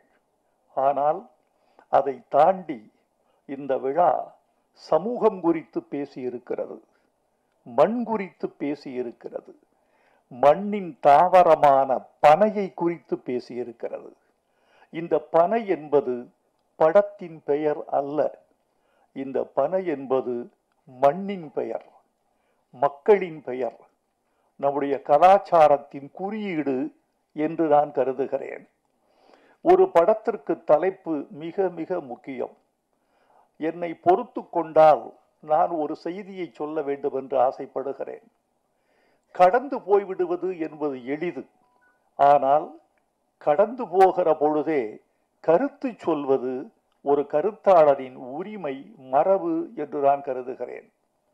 இப்போது வருகிற தமிழ் திரைப்படங்களின் பெயர்களை பார்த்தால் நான் கொஞ்சம் துக்கப்படுகிறேன், சில நேரங்களில் வெட்கமும் படுகிறேன். அந்த பெயர் எனக்கு ஒன்றையும் குறிப்பிட்டு சொல்லவில்லை. அது வெறும் ஒரு சொல்லாக இருக்கிறது. தமிழில் சொற்களுக்கா பஞ்சம்? தமிழில் தலைப்புகளுக்கா பஞ்சம்? தமிழில் அழகான சொல்லாடல்களுக்கா பஞ்சம்? நல்ல பெயர்களை, தனித்துவமான பெயர்களை ஏன் நீங்கள் சூடக்கூடாது என்று பார்க்கிறேன். பத்திரிகைகளில் அந்த அதிகாலை செய்திகளை புரட்டி பார்க்கிற பொழுது, தலைப்புகளை பார்க்கிற போது, அடுத்த பக்கம் செல்வதற்குள் அந்த தலைப்பு ஒரு மின்னலை போல் என் மூளையை கடந்து முடிந்து விடுவதை பார்க்கிறேன். தலைப்பு என்றால் நெஞ்சில் தைக்க வேண்டாமா? என் இருதயத்தில் சென்று பசை போட்டு ஒட்டி கொள்ள வேண்டாமா? என் நான் திருப்பி உச்சரிக்க வேண்டாமா? ஒரு தலைப்பு என்பது ஒரு படத்திற்கு ஒரு கருத்தை சொல்வதாகவும், இன்னொன்று ஒரு காட்சியை விரிய செய்வதாகவும், அது குறித்த எதிர்பார்ப்பை ஏற்படுத்துவதாகவும் அமைய வேண்டும் என்றுதான் நம்முடைய முன்னோர்கள் எல்லாம் தலைப்பு வைத்தார்கள். பழைய தலைப்புகளை எல்லாம் பார்த்தால் அந்த தலைப்பில் கதை வரும். மங்கையர் உள்ளம் மங்காத செல்வம் என்றால் ஒரு சமூகத்தின் பண்பாடே வந்துவிடும். கணவனே கண்கண்ட தெய்வம் என்று சொன்னவுடன் ஒரு கலாச்சாரத்தின் விழுமியம் வந்து விடுகிறது. அதெல்லாம் பழசு என்று நமக்கு தெரியும். ஆனால் அந்த வழியில் வருகிறவர்கள் தலைப்புகளில் ஒரு ஆழ்ந்த கவனத்தை செலுத்தி நிகழ்காலத்தின் பொருள் குறித்தும் நிகழ்காலத்தின் மாற்றம் குறித்தும் நம்முடைய விழுமிய போக்குகள் எது விழுகிறது எது எழுகிறது என்பது குறித்தும் இந்த தலைப்புகள் ஏதாவது மக்களுக்கு சொல்லி செல்ல வேண்டும் என்று நான் விரும்புகிறேன். தலைப்பு வைக்கிற தமிழ் இயக்குனர்கள், தயாரிப்பாளர்கள், கதாசிரியர்கள் தயவு செய்து அழகான தமிழ் பெயர்களை படத்துக்கு சூட்ட வேண்டும் என்று நான் அன்போடு விரும்பி கேட்டுக்கொள்கிறேன். இது ஒரு கவிஞனுடைய வேண்டுகோள் அல்லது ஒரு பாடலாசிரியரின் வேண்டுகோள் என்று நினைத்து விடாதீர்கள். இது தமிழ் மக்களின் வேண்டுகோள், பாமரனின் வேண்டுகோள், உழவனின் வேண்டுகோள், மூட்டை தூக்குகிற தொழிலாளியின் வேண்டுகோள், விறகு வெட்டியின் வேண்டுகோள். அவன் தமிழோடு இருக்க வேண்டும் என்று விரும்புகிறான். நீங்கள் தள்ளி நிற்கிறீர்கள். நான் உங்களை கேட்கிறேன், ஒரு தலைப்பை மாறுபட்ட முறையில் தமிழுக்கு விரோதமாக வைத்து அந்த படம் வெற்றி பெற்று விட்டது என்று நீங்கள் சொன்னால் நான் ஏற்றுக்கொள்கிறேன். வெற்றியும் பெறுவதில்லை. பிறகு ஏன் இந்த படத்திற்கு எனக்கு கதை சொன்ன இயக்குனர் இந்த படத்திற்கு விதை என்று பெயர் வைத்திருக்கிறேன் என்று சொன்னார். நான் சொன்னேன், விதை நல்ல பெயர்தான், ஆனால் நீங்கள் சொல்ல விரும்புகிற கதையை விட்டு விதை தள்ளி நிற்கிறது. எனவே இந்த படத்தின் ஒட்டுமொத்த இருதய துடிப்பும் தலைப்புக்குள் வர வேண்டும் என்றால் தம்பி பனை என்று பெயர் வைக்க வேண்டும் என்று சொன்னேன். அவர் உடனே ஏற்றுக்கொண்டார். விதையை விட பனை எனக்கு இன்னும் பக்கத்தில் இருக்கிறது ஐயா என்று சொன்னார். வாழ்க என்று சொன்னேன். மேல்நாட்டில் எப்படியெல்லாம் தலைப்பு வைப்பார்கள் தெரியுமா? ஒரு ஆங்கில படத்துக்கு தலைப்பு தி விண்ட் cannot read, காற்றுக்கு படிக்க தெரியாது என்று தலைப்பு வைத்தான். எப்படி டைட்டில் போட்டான் தெரியுமா? காற்றுக்கு படிக்க தெரியாது, இது டைட்டில். காற்று வீசுகிறது, ஒரு மரத்தின் மீது வீசுகிறது, ஒரு மாளிகை மீது வீசுகிறது, ஒரு புல்வெளியின் மீது வீசுகிறது, ஒரு குழந்தையின் மீது வீசுகிறது, ஒரு சாலையில் வீசுகிறது, ஒரு சோலையில் வீசுகிறது. சோலைக்கு போனால் ஓரிடத்தில் பூக்களை பறிக்காதீர்கள் என்று ஒரு அறிவிப்பு பலகை வைக்கப்பட்டிருக்கிறது. இப்போது காற்று வேகமாக அடிக்கிறது, பூக்கள் புல்வெளியில் உதிர்கின்றன. அங்க போட்டிருக்கான், காற்றுக்கு படிக்க தெரியாது. உங்களுடைய கரவொலி அந்த படத்திற்கு திரையரங்கில் விழுந்திருக்குமா, விழுந்திருக்காதா? அதுதான் வேண்டும். ஒரு தலைப்பு உங்களுக்குள் ஒரு பரவசத்தை உண்டாக்க வேண்டும். டெல்லியில் ஒருவன் தன் சுயசரிதியை எழுதினான். எழுதிவிட்டு மை ஸ்டோரி என்று தலைப்பு வைத்தான். 100 பிரதிகள் கூட விற்கவில்லை. என்ன என்று யோசித்து பார்த்தான். அட்டையை கிழித்தெறிந்து விட்டு இன்னொரு தலைப்பு வைத்தான். ஒரே நாளில் 3000 பிரதிகள் விற்றுவிட்டன. அவன் வைத்த தலைப்பு மை ஸ்டோரி கதை மாத்தி என் மகனின் தந்தையின் கதைன்னு வச்சான். அது அவன் கதை தான், அது அவன் கதை தான். என் அதே தலைப்பு தான், என் மகனின் தந்தையின் கதைன்னு சொன்ன ஏதோ விவகாரமா இருக்கே என்று உள்ளே வந்தான். நண்பர்களே, இந்த பனை என்ற ஒரு குறியீட்டை பற்றி உங்களுக்கு சில செய்திகள் சொல்லியாக வேண்டும். இந்தியாவில் 11 கோடி பனைமரங்கள் இருக்கின்றன. இந்த 11 கோடி பனைமரங்களில் 6 கோடி பனைமரங்கள் தமிழ்நாட்டில் மட்டும் இருக்கின்றன. இந்த பனை என்பது தமிழ்நாட்டு தாவரம். ஆப்பிரிக்காவிலிருந்து மனித இனம் மடகாஸ்கர் தாண்டி இந்தியா வழியே வந்து ஆஸ்திரேலிய கரையில் சென்று குடியேறிய காலத்தில் கடத்தி வரப்பட்ட மரம் பனைமரம். இந்த பனைமரத்தை சாதாரணமாக கருத வேண்டாம், வெறும் மரம் என்று. நம்முடைய முடியாட்சியோடு சம்பந்தப்பட்டிருக்கிறது, நமது கலாச்சாரத்தோடு சம்பந்தப்பட்டிருக்கிறது. சேர சோழ பாண்டியர்களுக்கு 3 கொடி இருப்பது தெரியும். சோழனுக்கு புலிக்கொடி, பாண்டியனுக்கு மீன்கொடி, சேரனுக்கு விற்கொடி என்பது உங்களுக்கு தெரியும். இந்த 3 மன்னர்களுக்கு 3 மாலைகள் இருந்த கதை தெரியுமா? பாண்டியனுக்கு வேப்பம்பூ மாலை, சோழனுக்கு ஆத்திமலர் மாலை, சேரனுக்கு பனம்பூ மாலை. சேர மன்னன் தனது நெஞ்சில் அணிந்த அடையாள பூவாக, தேசிய பூவாக அவன் கருதியது பனம்பூவை. பனம்பூ மாலை அணிந்தவன் சேரன் என்பது நம்முடைய வரலாறு. இந்த பனை மாதிரி தாய் கூட கொடுக்க முடியாது. அதாவது நீங்க தாய்க்கு கூட நீங்கள் எவ்வளவு கடமையை செய்ய வேண்டும் என்று உங்கள் மனசுக்குள் ஒன்று இருக்கும். அவள் தாய்ப்பால் கொடுத்ததற்கு நாம் தாய்க்கு செய்ய வேண்டிய கடமை நமக்கு இருக்கிறது என்று நீங்களும் செய்வீர்கள். ஆனால் தாயும் எதிர்பார்ப்பாள், தப்பில்லை, அவளுக்கு அந்த உரிமை இருக்கிறது. இந்த பனை எதிர்பார்ப்பதில்லை.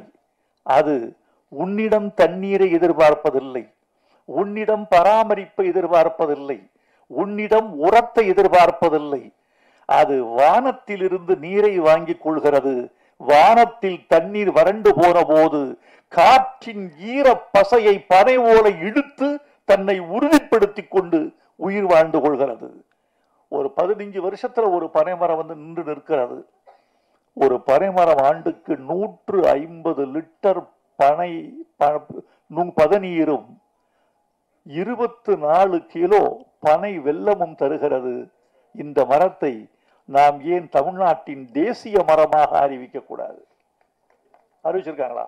இருக்காங்க. தமிழ்நாட்டின் தேசிய மரம் என்று சொல்ல முடியுதா? அப்படியே சொல்லிருக்காங்க.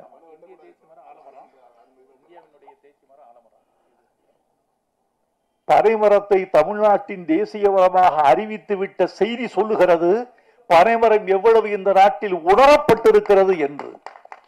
இந்த பனைமரத்தை நாம் வெறும் தலைப்பாக மட்டும் கருத வேண்டாம் தோழர்களே.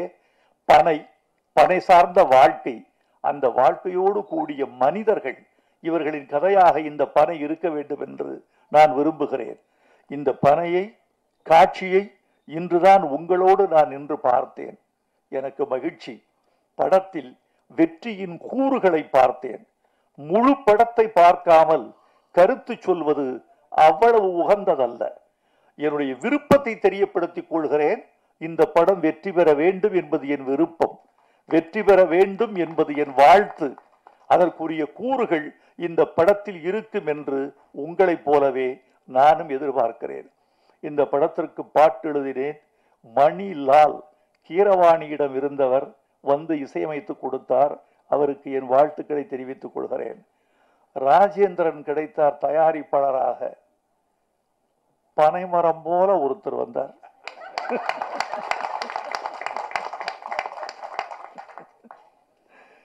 பனைமரம் போல ஒருத்தர் வந்து நான் பனை எடுக்கிறேன் என்று வந்தார். உங்களுக்கு என் வாழ்த்துக்கள் ராஜேந்திரன். தொடர்ந்து நீங்கள் படம் செய்ய வேண்டும் என்று நான் விரும்புகிறேன். இந்த படத்தின் பாடல்கள், எனக்கு ரொம்ப மகிழ்ச்சி. அரவிந்தராஜும் பேரரசும் இந்த படத்தை வாழ்த்த வந்த பொழுது அவர்கள் தமிழ் பாடல்களை கொண்டாடிய போது நான் மகிழ்ந்து போனேன். ஒரு கலைஞருக்கு எது தெரியுமா மிகவும் மகிழ்ச்சி? இவர்கள் கொடுக்கிற பொன்னாடை, பூமாலைகள், தங்கச் சங்கிலிகள், இவைகளெல்லாம் ஒரு கலைஞனுக்கு பெரிதல்ல. இவைகளால் அவன் பூரித்து போக மாட்டான். அவன் விரும்புவதெல்லாம் ஒரு மேடையில் ரசிகனின் கரவொலி. அந்த கரவொலிக்கு இடையான சங்கீதம் வேறொன்றும் இல்லை. ஒரு மனிதனை உயிர்ப்பிக்கிற சங்கீதம் கரவொலி. அது எல்லோருக்கும் கிடைத்து விடுவதில்லை. அடுத்து அவனுடைய கலையை புரிந்து கொள்ளுதல். என் கலையை நீ புரிந்து கொண்டாய் என்பதுதான் எனக்கு வெற்றி. ஒரு ஓவிய கண்காட்சி நடந்தது. அந்த ஓவிய கண்காட்சியில் ஒரு ஓவியத்திற்கு முதல் பரிசு கிடைத்தது.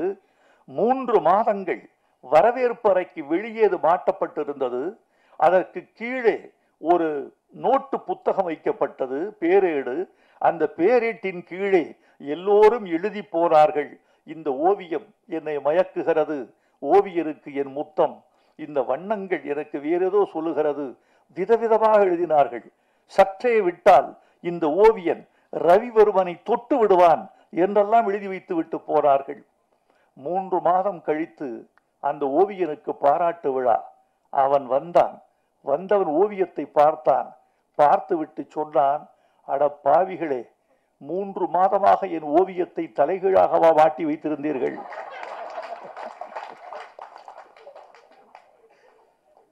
என்னை பாராட்டி புரியாமல் பாராட்டி இருக்கிறீர்கள். என் ஓவியத்தை புரிதல் தான் நான் கேட்கிற முதல் பரிசு. எனக்கு விருதெல்லாம் என் ஓவியம் ரசிக்கப்பட்டு விட்டது, தூய்க்கப்பட்டு விட்டது, என் கலையின் ஜீவநாடி அறிந்து கொள்ளப்பட்டு விட்டது என்பதுதான் ஒரு கலைஞன் வேண்டுகிற மிகப்பெரிய யாசகம். அந்த யாசகத்தை நான் இவர்களுக்கு கேட்கவில்லை. ஆனால் இந்த பெருமக்கள் எல்லோரும் சொர்க்கோ, பேராசிரியர் சொர்க்கோ தமிழ்நாட்டில் ஒரு முக்கியமான பேச்சாளர், பேராசிரியன், நல்ல பாடலாசிரியன், நல்ல எதிர்காலம் உள்ளவர். அரவிந்தராஜ் ஊமை விழிகள் செய்தவர். பேரரசு தமிழ்நாட்டு இயக்குநர்களின் முன்னணி இயக்குநர்களில் முக்கியமானவர்.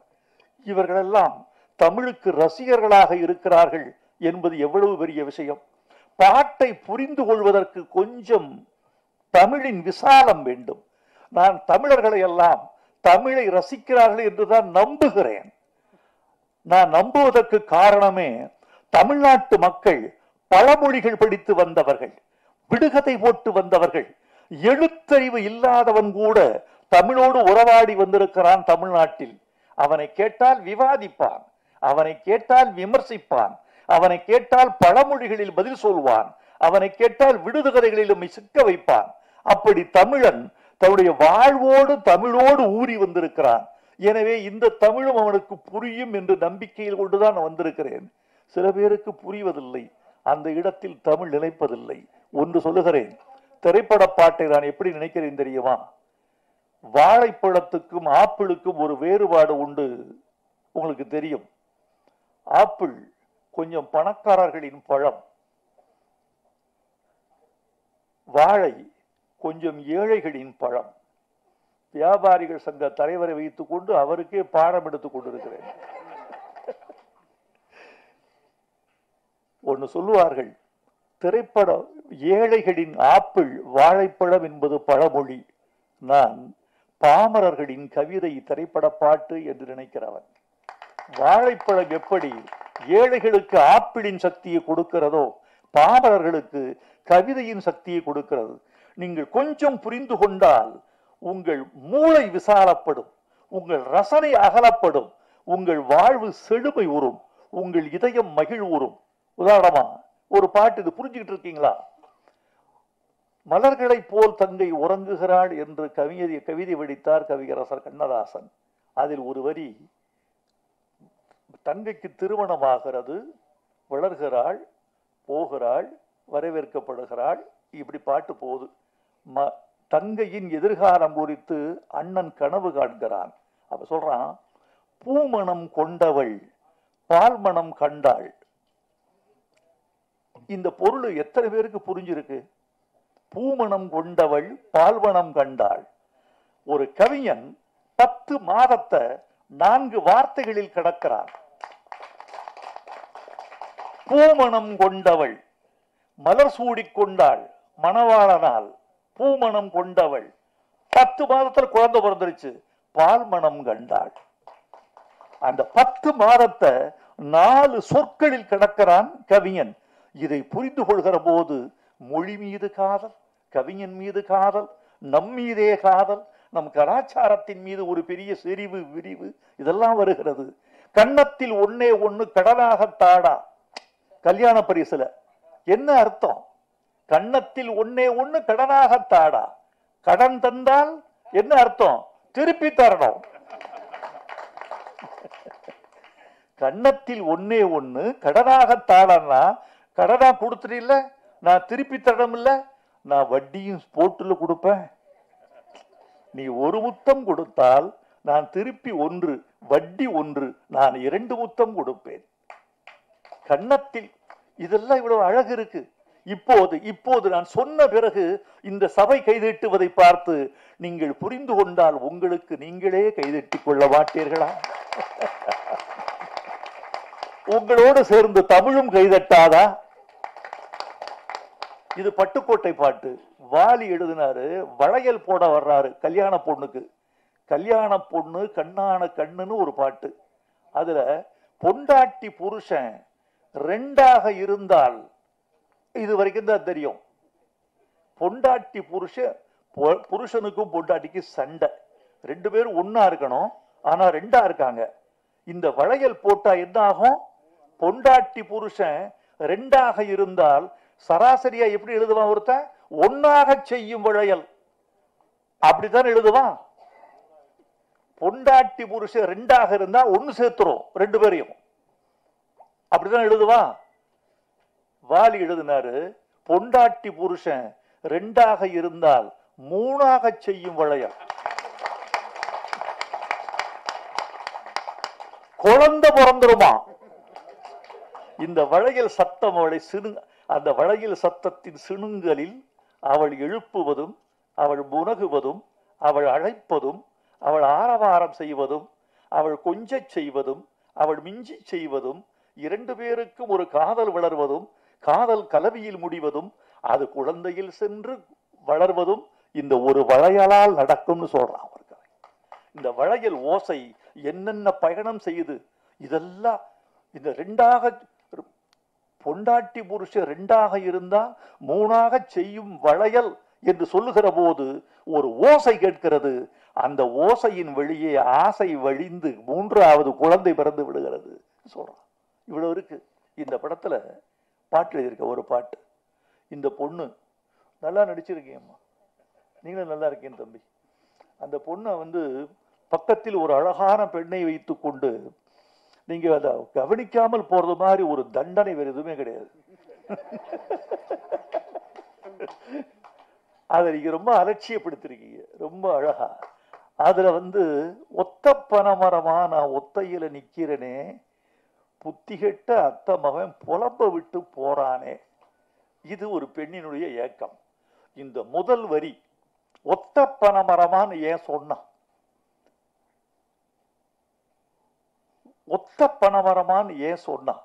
இந்த ஒத்த பனைமரம் என்கிற முதல் வரியில் இங்க வச்சேன் இல்லையா, இதுக்கு ஒரு விடுகதை. ஒத்த பனைமரமா ஒத்தையில நிக்கிறனே, புத்தி கெட்ட அத்த மகன் புலம்ப விட்டு போறானே. இந்த முதல் வரிக்குடைய விடுகதையை கடைசி வரியில விட சொல்லியிருக்கேன். ஒரு தலையா காதலிச்சா ஒண்ணு சேர முடியாது, ஒத்த பனைமரையில் ஊஞ்சல் கட்ட முடியாதுன்னு சொல்லியிருக்கேன். ஒத்த பனைமரத்தில் ஊஞ்சல் கட்ட முடியாது. கிளைகளற்ற மரம். இந்த பனைமரம் கிளைகளற்ற மரம், இதில் ஊஞ்சல் கட்ட முடியாது. இது நீ ஒரு பனைமரம், நான் ஒரு பனைமரம், 2 ஒத்த பனைமரம் சேர்ந்தாதான் ஊஞ்சலே கட்ட முடியும். 2 கைகள் தட்டினால்தான் ஓசை வரும் என்று அது அந்த முதல் வரிக்கு சொல்லப்பட்ட. இந்த முதல் வரியை எடுத்து கொண்டுகோட்டு பொருள்கோள் என்று தமிழில் ஒரு இலக்கணம் உண்டு. இந்த கொண்டுகோட்டு பொருள்கோள் மூலம் இந்த முதல் வரியை எடுத்து கொண்டு போய் கடைசி வரியில் இணைத்தால் இந்த பாட்டுக்குரிய பின்னணியும் அந்த ஒரு பெண்ணின் வலியும் அதுக்குரிய காதல் துடிப்பும் அதெல்லாம் சேர்ந்து வரும். இதையெல்லாம் இப்படியெல்லாம் புரிந்து கொள்வதற்கு உங்களுக்கு நான் பயிற்சி கொடுக்க வேண்டும் என்று இந்த பாடல்களில் ஒரு முயற்சி செய்து கொண்டிருக்கிறேன். அவ்வளவுதான். நண்பர்களே, இந்த விழாவுக்கு அண்ணன் விக்ரமராஜா வந்தது எனக்கு பெரிய பெருமையாக இருக்கிறது. நீங்கள் வந்ததில் எவ்வளவு அழகழகான செய்திகளை சொன்னீர்கள். உங்கள் வாழ்க்கையை சொன்னீர்கள், பனையின் பெருமையை சொன்னீர்கள், தமிழ்நாட்டு மக்களின் வலியை சொன்னீர்கள். எங்கு போனாலும் வியாபாரிகளை விட்டு கொடுக்க மாட்டீர்கள். அதோடு சேர்ந்து முதலமைச்சருக்கு ஒரு கோரிக்கை வைத்து விட்டீர்கள். எங்கே வந்தாலும் நீங்கள் நீங்களாகவே இருப்பீர்கள். சந்தன மரத்தை தேய்த்து தேய்த்து ஒரு பிறப்பங்குச்சியாக மாற்றினாலும் அது சந்தனத்தினுடைய வாசனையைத்தான் கொடுக்குமே தவிர எந்த மேடைக்கு போனாலும் நீங்கள் நீங்களாகவே இருக்கிறீர்கள். வந்திருந்த பெருமக்களுக்கு நன்றி, ஊடகத்தார்க்கு நன்றி, உங்களுக்கு நன்றி. நண்பர்களே, இன்றைக்கு ஒரு படம் தயாரிப்பது எளிது. பணம் இருந்தால், நல்ல கலைஞர்களின் துணை இருந்தால் படம் தயாரித்து விட முடியும். எது கடிது தெரியுமா? ஒரு படத்தை வெளியிடுவது. அந்த படத்தை வெளியிடுவது அவ்வளவு எளிதான காரியம் அல்ல. பணம் இருந்தால் மட்டுமே கூட படத்தை வெளியிட முடியாது. திரையரங்குகள், காலம், சூழல் எல்லாம் வேண்டும். எல்லாவற்றையும் விட இந்த படத்தை பார்ப்பதற்கு தமிழர்களின் தயாரான மனநிலை வேண்டும். அந்த மனநிலையை தயாரித்து கொண்டு இந்த படத்தை நீங்கள் நல்ல முறையில் வெளியிட வேண்டும். பனை வெற்றி பெற்றால் சிறு தயாரிப்பாளர்கள் வெற்றி பெறுவார்கள். இங்கு ஒரு செய்தி மீண்டும் மீண்டும் சொல்லப்பட்டது. வைரமுத்து இந்த விழாவுக்கு வந்திருப்பது எங்களுக்கு பெருமை. பல விருதுகள் பெற்றவர் இந்த சின்ன விழாவுக்கு வந்திருக்கிறார் என்று. தயவு செய்து அந்த கருத்தை நீங்கள் திருத்திக் கொள்ள வேண்டும். இந்த விழாவுக்கு வருவதனால் தான் நான் விருது பெறுகிறேனே தவிர, இந்த விழாவுக்கு வருவதெல்லாம் தான் நான் பெருமை உறுகிறேனே தவிர, நான் பெரியவன் அதனால் இந்த விழாவுக்கு வந்தேன் என்று நான் ஒருபோதும் கருத மாட்டேன். ஏனென்றால் எவனுக்குள் என்ன குணம், எவனுக்கு என்ன வரம் கண்டதில்லை ஒருவருமே. ஒரு விதைக்குள்ளே அடைபட்ட ஆலமரம் கண்விழிக்கும் அதுவரை பொறுமனமே என்று எழுதியவன் நான். எனவே என்னை தேடி புதிய இயக்குனரோ புதிய இசையமைப்பாளரோ வருகிற போது எந்த புற்றுக்குள் எந்த பாம்போ என்று பார்க்காமல் எந்த விதைக்குள் எந்த விருட்சமோ என்றுதான் நான் பார்க்கிறேன். அப்படி ஒரு தயாரிப்பாளர், ஒரு இசையமைப்பாளர், ஒரு இயக்குனர் வந்த பொழுது இவர்களுக்குள் ஒரு பாரதி ராஜா, இவர்களுக்குள் ஒரு சங்கர், இவர்களுக்குள் ஒரு மணிரத்னம் இருந்துவிட மாட்டார்களா என்றுதான் நான் கருதி பார்க்கிறேன். அதனால் நீங்கள் எல்லோரும் வளர வேண்டும். எனக்குரிய ஆசை, நான் நீண்ட காலம் திரையுலகில் பயணித்துக் கொண்டே இருக்கிறேன். ஒரு 4 தலைமுறையை பார்த்து விட்டேன். எல்லா தலைமுறைக்கும் பொதுவான ஒரே ஒரு குணம் வெற்றியும் தோல்வியும். எல்லா தலைமுறையிலையும் வெற்றி ஒரு பாதி, தோல்வி ஒரு பாதி. இது மாற்றமே இல்லை. வேறு எதில் மாற்றம் இருக்கிறது என்று சொன்னால் முயற்சியில் மாற்றம் இருக்கிறது. தோல்விகளுக்கு பிறகு அந்த தோல்விகளை உரமாய் போட்டு மீண்டும் எழுந்து கொள்ள வேண்டும் என்பது பழைய தலைமுறைக்கு இருந்தது, புதிய தலைமுறைக்கு குறைந்திருக்கிறது. புதிய தலைமுறைக்கு ஒரு வார்த்தை, தோல்விகளை எல்லாம் பாடங்களாக கற்றுக்கொள்ளுங்கள், அடுத்தடுத்து முயற்சி செய்யுங்கள். பனை வெற்றி பெற வேண்டும். இந்த பனை ஒரு பெரிய சிறப்பு உண்டு. பனைக்கு எந்த மரமும் புயலில் சாய்ந்து விடும், எந்த மரமும் வெயிலில் காய்ந்து விடும்.